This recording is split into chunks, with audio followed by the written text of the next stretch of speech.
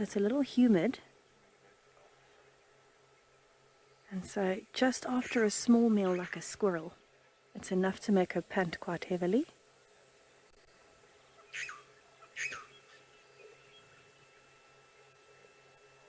Oh, she is stunning. Now, I don't know if any of you have ever counted how many rosettes a leopard has, but I'm sure it would be dependent on each leopard. But if anyone does feel so inclined to count the rosettes on Kuczava or Ntsumie here, and compare that to the rosettes on my ribs or Mulwati, please do. I'd love to know if you have an end result and if there is a massive difference.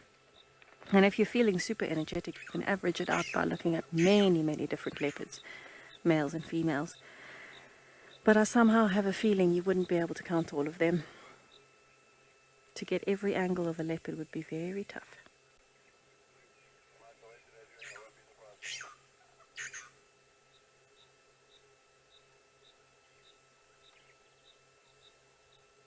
Oh, she's listening. I wonder what she's heard.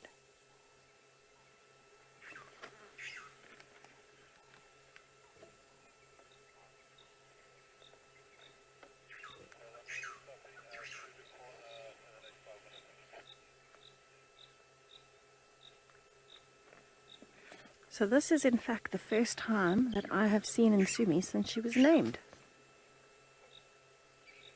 So that tells you how long ago I last saw her. I first met her on Valentine's Day this year, and it was one of the most life-altering days of my life.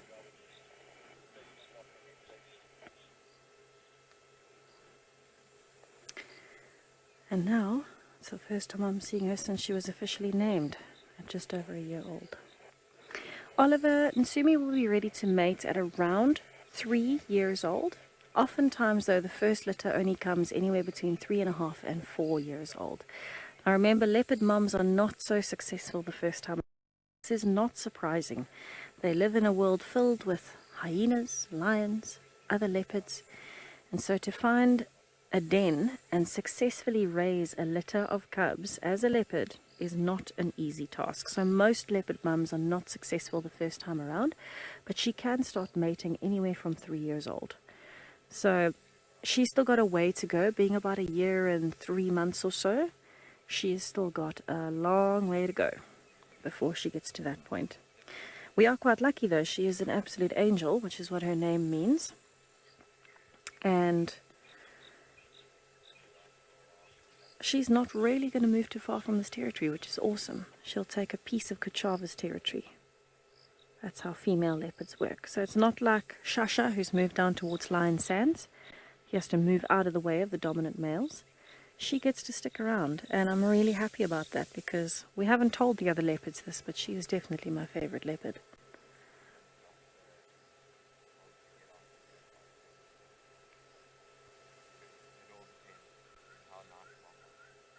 She's just got something special about her. And I didn't know what it was. When I initially met Kuczava, I felt that very strong connection, and I didn't know why, but there was something about her eyes that was different. And I didn't really know what the reason was until I met Ntsumie. And then I understood. I was feeling that connection through Kuczava. And I have never in my life gravitated towards a leopard like I have with this one. Look at those eyes. I mean, have you ever seen such heavy white and black eyeliner? It's as though she was designed to stare into your soul and distract you. And she does exactly that. A true angel.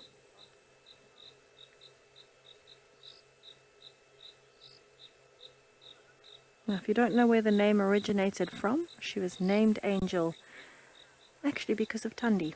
Not just because she is a little angel, because believe me, she can be very naughty. But she was named very shortly after Thandi passed away. And the guides felt it would be fitting to name her that as a connection, because Thandi is her grandmother.